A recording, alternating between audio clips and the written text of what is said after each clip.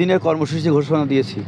এই 4 দিনের কর্মসূচির মধ্যে আছে আগামী রবিবার সকাল 8টা থেকে বিকেল 4টা পর্যন্ত আমরা সকল সরকারি অফিসের সামনে অবস্থান কর্মসূচির ঘোষণা দিয়েছি এবং মঙ্গল বুধ সোম মঙ্গল বুধ 3 দিনের আমরা সকাল সন্ধ্যা হরতাল দিয়েছি।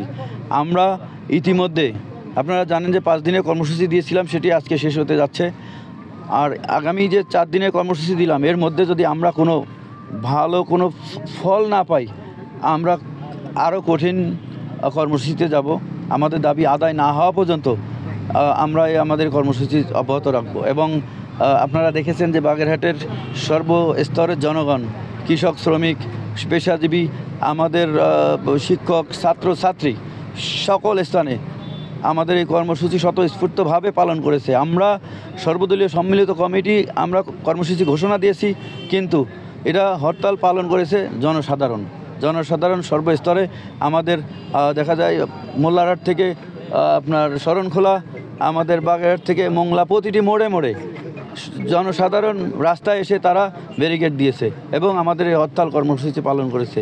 আশা করি আগামীতেও আমরা আমাদের জনগণকে, বাগেরহাটের সর্বসাধারণ জনগণকে সাথে নিয়ে আমরা 4টি আসনের যে দাবি, যে 4টি আসন ছিল সেটিকে 3টি করা হয়েছে এবং 4টি আসন আমরা উদ্ধার করব।